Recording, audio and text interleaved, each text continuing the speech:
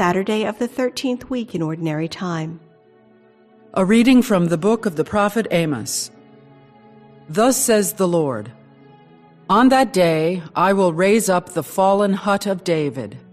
I will wall up its breaches, raise up its ruins, and rebuild it as in the days of old, that they may conquer what is left of Edom, and all the nations that shall bear my name, say I, the Lord, who will do this. Yes, days are coming, says the Lord, when the plowman shall overtake the reaper, and the vintager him who sows the seed. The juice of grapes shall drip down the mountains, and all the hills shall run with it. I will bring about the restoration of my people Israel. They shall rebuild and inhabit their ruined cities, plant vineyards and drink the wine, set out gardens and eat the fruits. I will plant them upon their own ground. Never again shall they be plucked from the land I have given them, say I, the Lord, your God. The word of the Lord. The responsorial psalm. The response is, The Lord speaks of peace to his people. I will hear what God proclaims. The Lord, for he proclaims peace to his people. Near indeed is his salvation to those who fear him.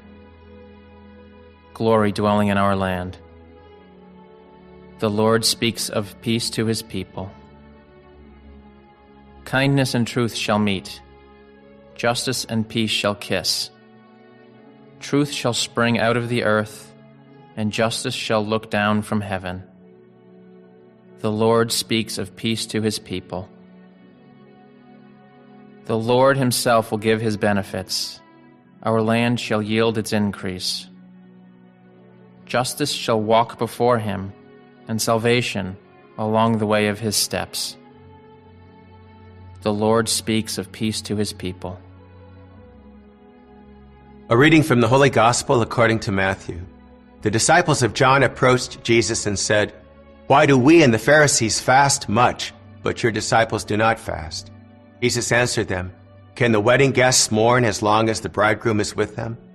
The days will come when the bridegroom is taken away from them, and then they will fast.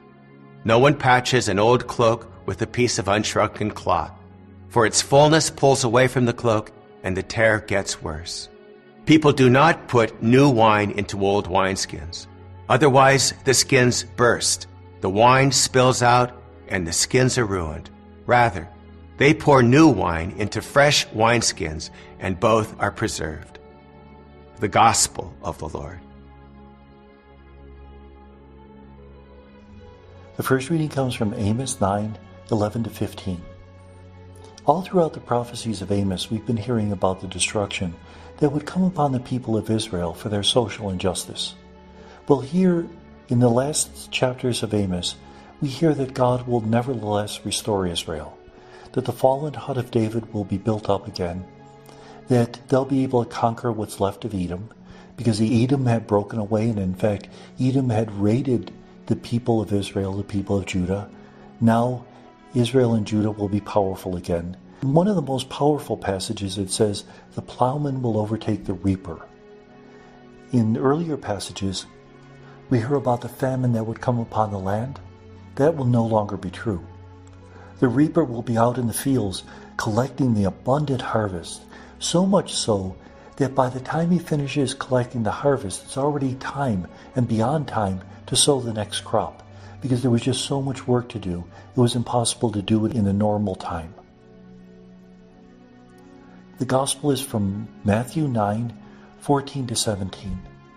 The disciples of John come up to Jesus and say, We fast and the Pharisees fast. Why don't your disciples fast? Jesus gives an answer. The guests of the bridegroom can't fast while the bridegroom's still with them. When he leaves, then they'll fast. One of the reasons for fasting is ritual mourning for the death of our beloved.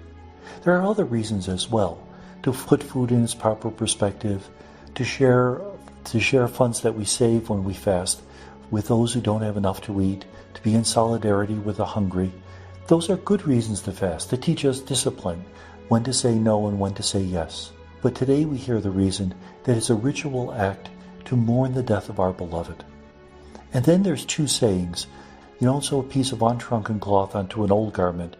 You don't put new wine into old wineskins. You don't mix the old and the new.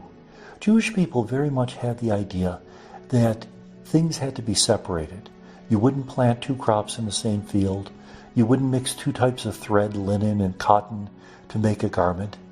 That things had to be in order. And it probably comes from the idea that they had to separate themselves from the Gentiles. They had to keep themselves pure. Well, it's that same idea here, that we don't mix the old and the new.